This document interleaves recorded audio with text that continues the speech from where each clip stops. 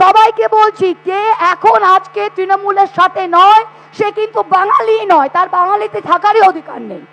মুখ্যমন্ত্রী ধর্ণা মঞ্চ চলছে, সেখানে মহিমা মৈত্র একটা বিতর্কিত মন্তব্য করেছেন, যে বলছেন এসআইআর ইস্যুতে তৃণমূলের যে আন্দোলন তার সাথে যদি কেউ না থাকে তাহলে সে বাঙালিই নয়, তার বাংলায় থাকার কোনো অধিকার নেই।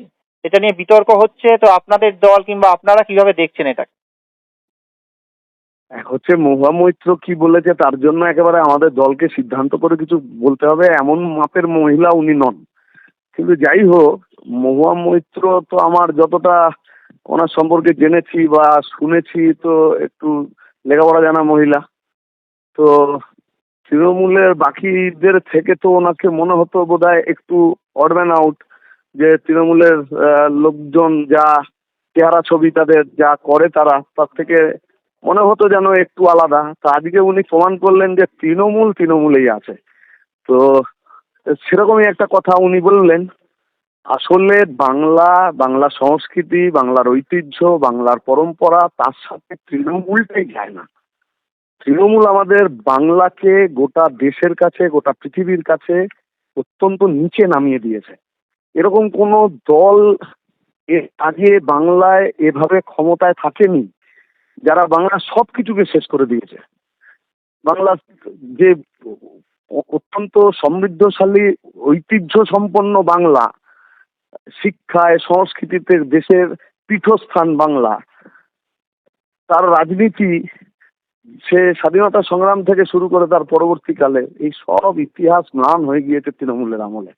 আর শেষ যে বিষয় নিয়ে বলছেন, এসআইআর বিভাজনের একটি অস্ত্র।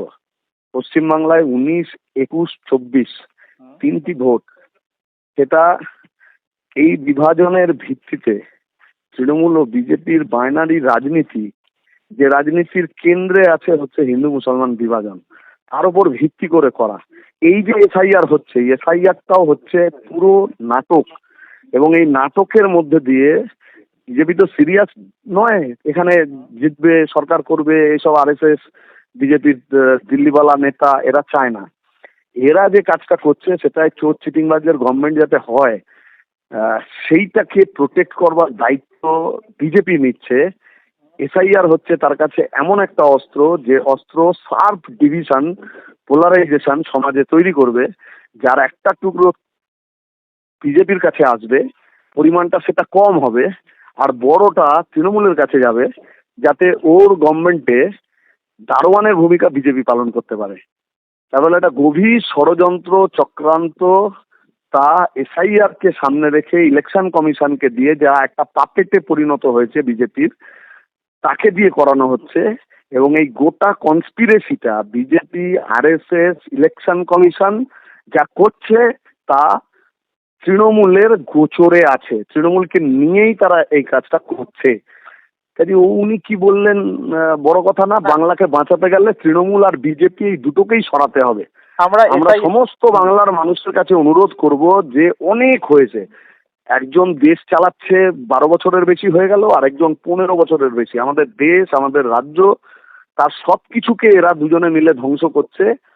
দুই স্বৈর শাসক অসম্ভব দুর্নীতিতে একেবারে রন্ধ্রে রন্ধ্রে ঢোকা, আমাদের শিক্ষা, স্বাস্থ্য, কর্মসংস্থান, সমস্ত ভবিষ্যৎটাকেই এরা দুজনে মিলে নষ্ট করেছে।